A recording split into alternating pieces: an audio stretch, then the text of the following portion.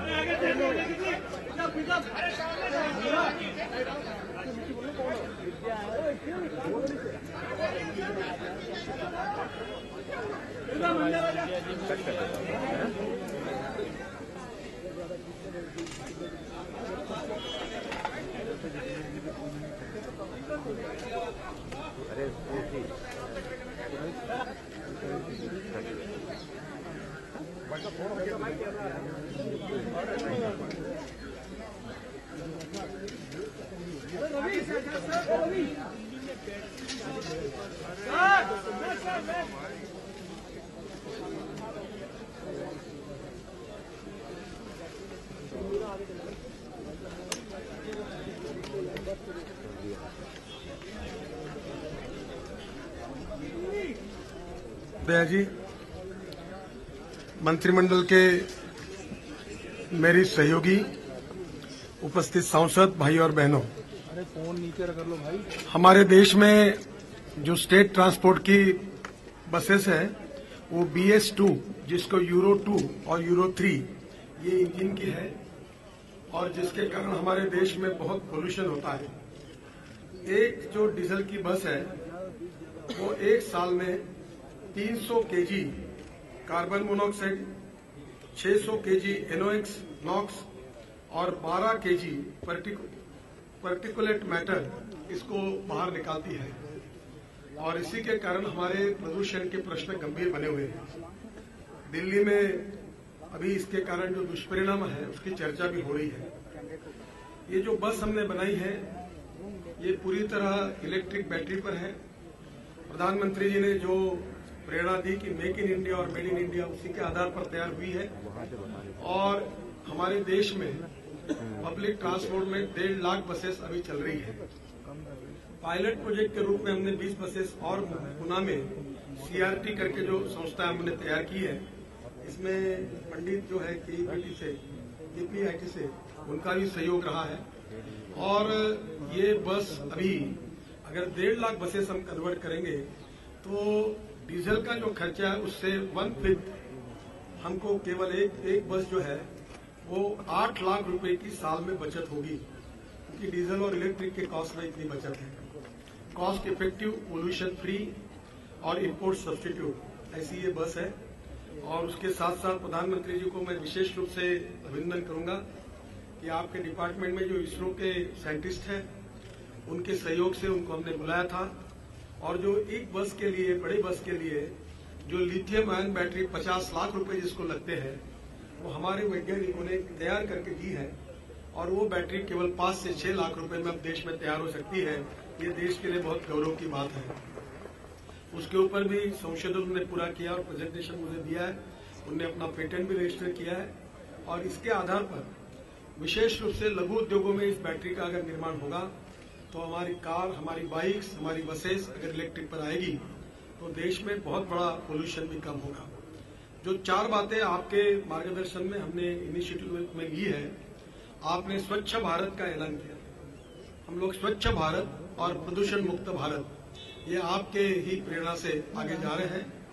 Ethanol, biodiesel, biogas, bio CNG और electric चारों fuel के बारे में इसी सेशन में जो नीतियां हमने तय की है उसकी घोषणा करने वाले हैं और मेरा बहुत विश्वास है कि आपके नेतृत्व में हम जिस प्रकार से स्वच्छ भारत करने में कामयाब हुए हैं उसी प्रकार से हम प्रदूषण मुक्त भारत, ये भी सपना निश्चित रूप से पूरा करेंगे। मैं फिर से एक बार प्रधानमंत्री जी को बहुत बहुत धन्यवाद देता हूं और ये पहली बस हमने हमारी पार्लियामेंट की हमारी स्पीकर महोदया उनको देने का निर्णय किया है। हमारे वो पहली बार इस क्लीन बस में बैठे और इसकी शुरुआत करें और क्लीन बस के लिए वो प्रचार भी करे, लोगों में भी जाए और उनकी बात भी कहे। देश के इतिहास में प्रदूषण के बारे में जो एक नीति विषय नया निर्णय हुआ है, ये बहुत बहुत धन्यवाद देता हूं और प्रधानमंत्री जी से अनुरोध करता हूं कि इसकी चाबी जो है वो स्पीकर महोदय को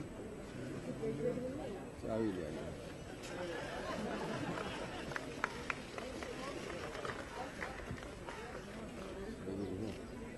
आदरणीय स्पीकर महोदय,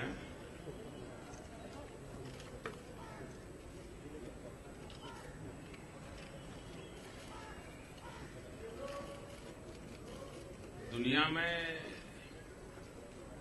एनवायरनमेंट की चर्चा तो लंबे अरसे से होती थी, लेकिन पिछले कुछ वर्षों से सामान्य मानवीय के जीवन में उसका इम्पैक्ट महसूस हो रहा है, नेगेटिव इम्पैक्ट महसूस हो रहा है और उसके कारण सब दूर एनवायरनमेंट एक चिंता का विषय बना हुआ है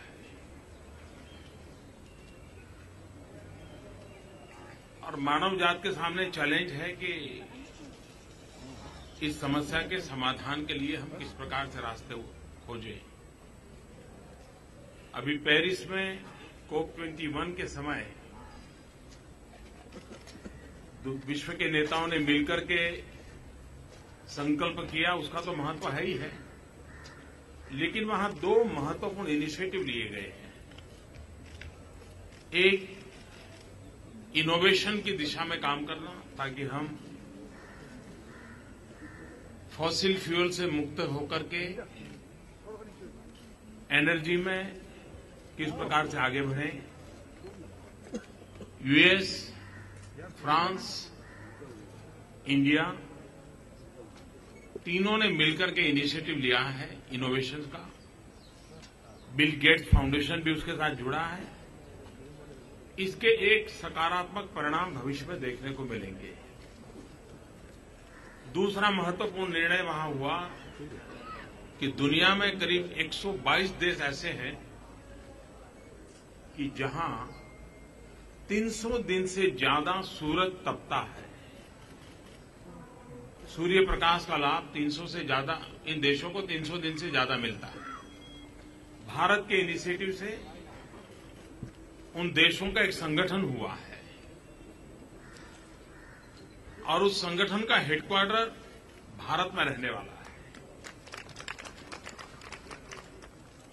और सूर्य ऊर्जा का उपयोग भविष्य में कैसे किया जाए उस पर ये देश मिलकर के काम करने वाले हैं।